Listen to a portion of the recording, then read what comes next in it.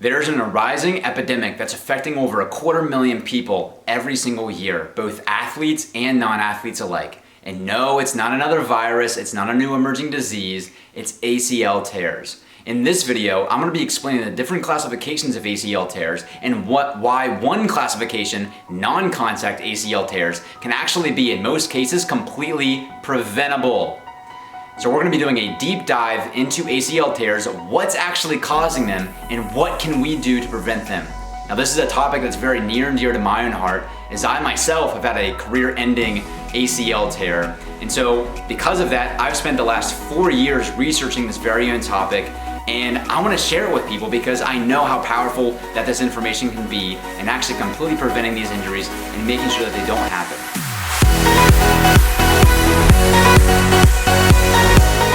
So before we get started, I just want to make a very quick disclaimer that I am not a healthcare professional. I'm actually a student in chiropractic school, so soon to be chiropractor, soon to be healthcare professional. However, I want to put this video out right now because I've spent the last 4 years researching this material and then working with a group of people privately to actually help them prevent these injuries and actually get them healed faster for those that do have them. And I've gotten great results with it. And so I just want to share this information as I feel it'd be a disservice not to, because I know that the information I'm going to share with you here is going to be very, very valuable. So let's get started. Okay, so there are two main classifications of ACL injuries. You have contact injuries and non-contact injuries. Now, pretty self-explanatory, but contact ACL tears involved some form of contact involved with the mechanism.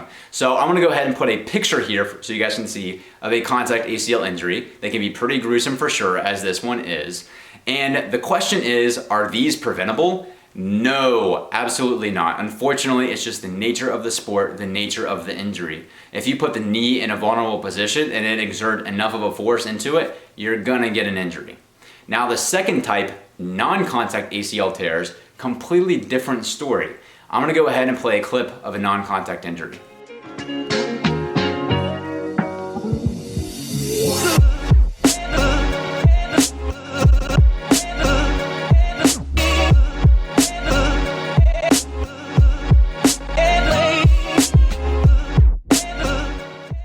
And so we're gonna go ahead and take a little bit of an odyssey into ACL injuries here, doing a very deep dive. And I wanna first start and show how the evolution of ACL injuries has occurred, because it's gonna provide great context. So whenever ACL injuries, whenever they're first researching this stuff, they were first primarily looking at the knee joint itself. It makes sense, the knee's the area of the body that got injured, so let's look at the knee. What's the problem with the knee? Nowadays, we know this isn't necessarily the case. Now we know that actually in most instances where the injury actually occurs, and this goes for any injury, it's actually not the cause of the problem, but rather there's an underlying dysfunction occurring elsewhere in the body. But at the time, they're focused on the knee, and they suspected that it was a knee stabilization problem, which was right to an extent, as the knee is a major stabilizing joint. So they looked at the major muscle involved with stabilizing the knee, which is the vastus medialis obliquus, or the VMO for short. And so they attributed ACL tears to a weakness in the vastus medialis obliquus. So they started saying, strengthen the VMO, strengthen the VMO, strengthen the VMO. And they initiated this program with world-class athletes to strengthen the VMO, hoping that it would reduce the incidence of ACL injuries. And what did they find?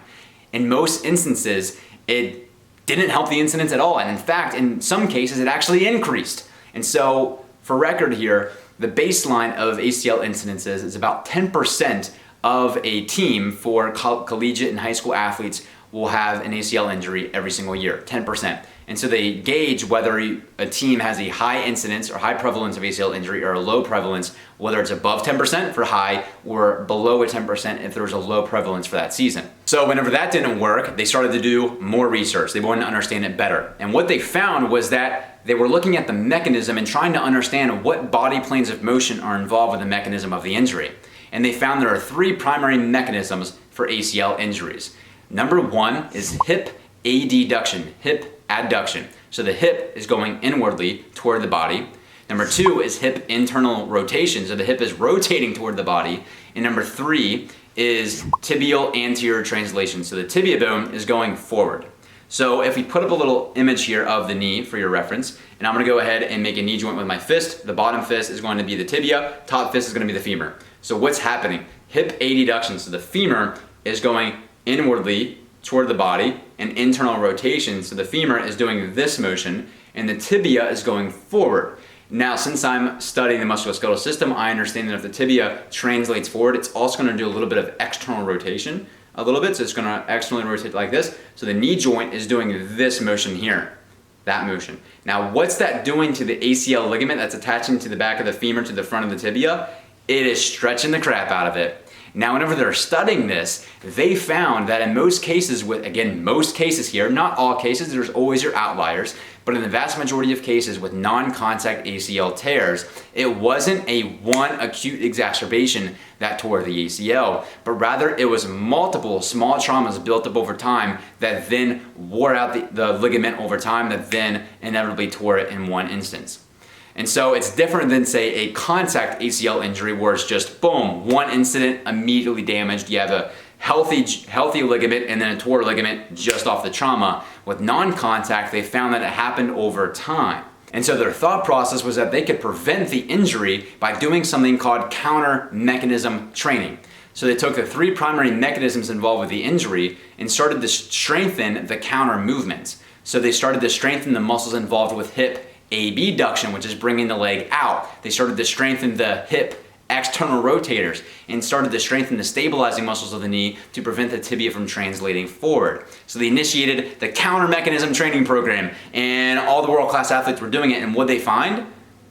The prevalence didn't improve very much at all. So they're like, what in the heck's going on here? What are we missing? So then they started doing more research. Now the third tier of how this has evolved is they then found out that there's a movement dysfunctional pattern that occurs with injuries. Now, pertaining to the ACL injury, they found with non-contact ACL injuries, there's a de-acceleration dysfunctional pattern involved.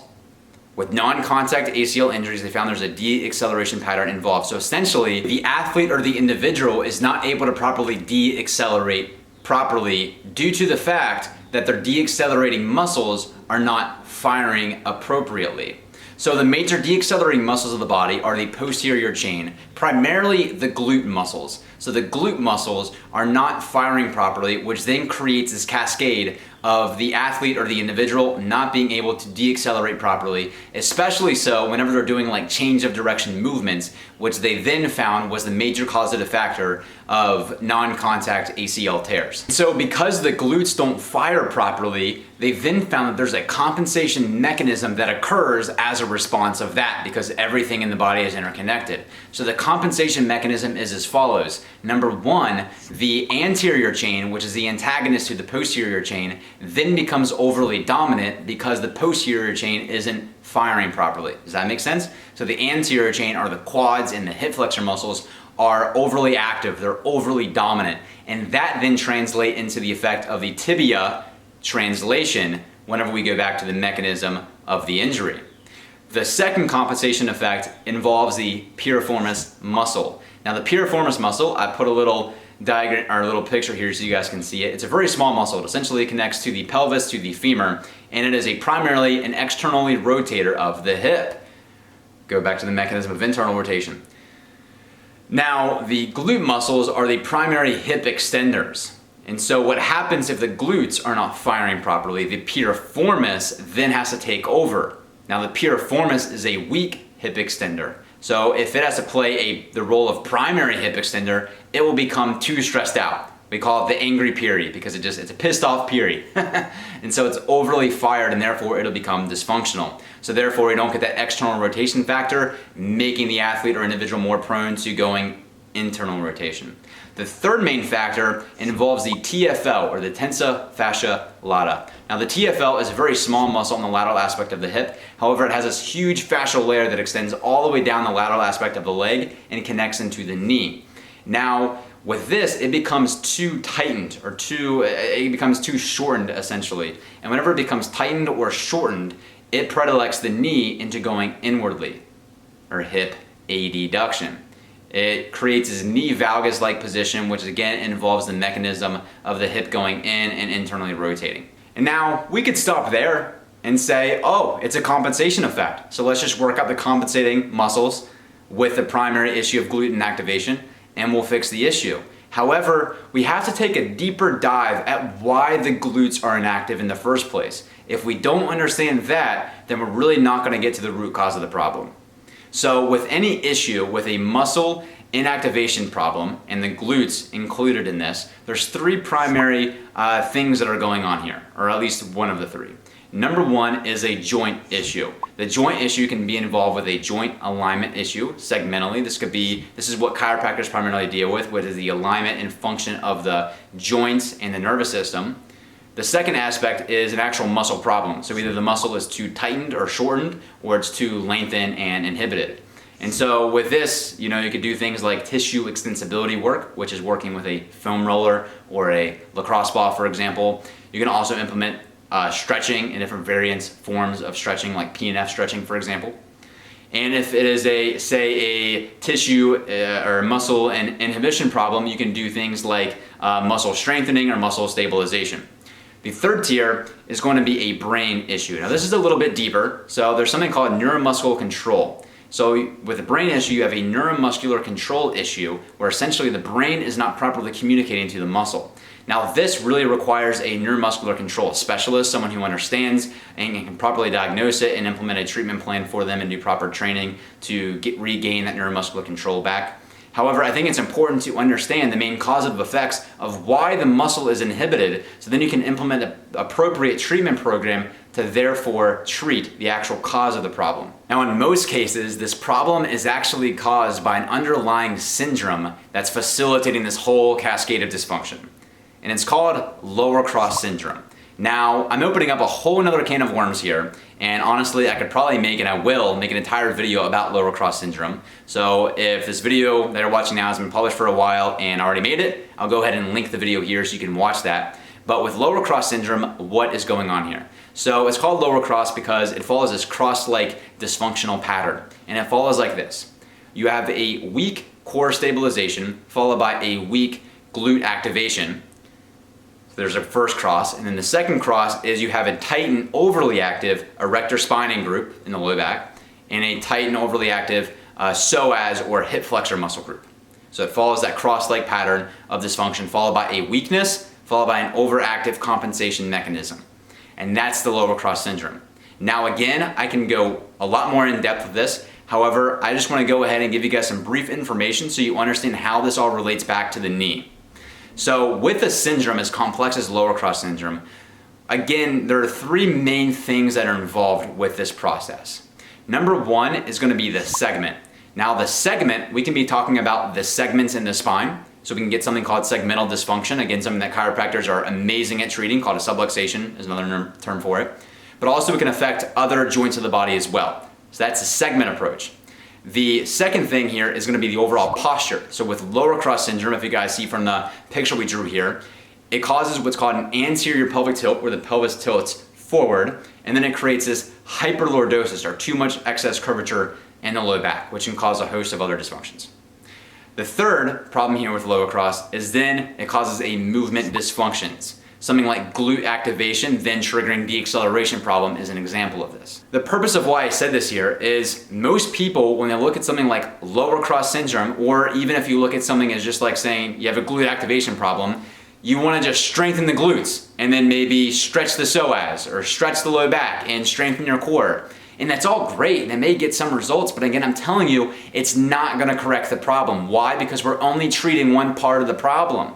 And the reason why I gave this whole evolution experience leading to this point is because we can't isolate the issue. If we're too isolated and too segmented with the problem, we're not taking into consideration all of the other factors that are contributing to this thing. Because if this video isn't teaching me anything so far, there's a lot that goes into it. But I hope that you're with me so far and that this is all coming together and making sense. So to wrap up here, these non-contact injuries occur from some sort of movement dysfunction, like glute activation, creating that deacceleration problem, that's likely manifested under this deeper rooted syndrome that's been likely plaguing that individual for years, and they probably had no idea it even existed. Or maybe there are certain signs and symptoms that were showing up here and there, but they were kind of blind to it or didn't understand what it really was. And so this movement dysfunction occurs with every single movement they're doing. So if they're an athlete, every time they're at practice, every time they're playing, every time they're simply deaccelerating and changing directions, they're putting excessive stress and strain on that ACL ligament.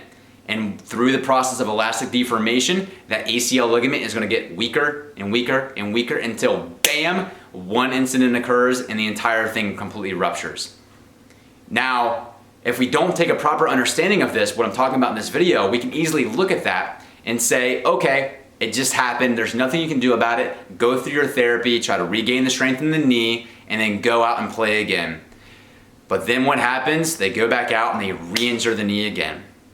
And so to really truly correct the problem, we have to understand about this deeper rooted pathology that's occurring in this process, and get to the root cause of it and fix the problem for good. And I truly believe, it is my truest estimation, that these injuries, particularly with the non-contact ACL types, can be completely, or in most cases, preventable in so many people just by understanding if they have this issue going on and correcting it before they get injured. And so I'm making this video now as a student because I felt it would be a disservice not to share this. I've researched this stuff for over 4 years. I've shared a little bit of that research with you guys here today, and I've helped so many people already overcome it by really understanding where the dysfunction is. So if you get anything out of this video, it's that you can't really look at any injury or issue that is going on in your life and look at it as a segmental approach. You know, my knee hurts, so you're looking at the knee, or my low back hurts, let me look at the low back. Oftentimes, you really have to take yourself on this deep odyssey to understand where the dysfunction is. And that's been my path and purpose in life,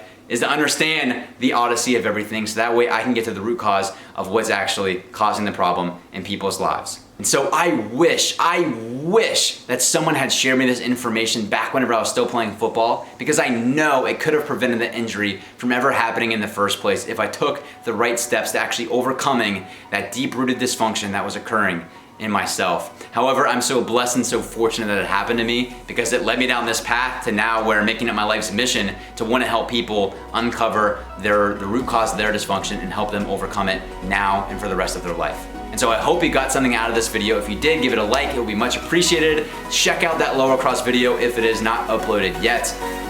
And we'll talk soon. Take care.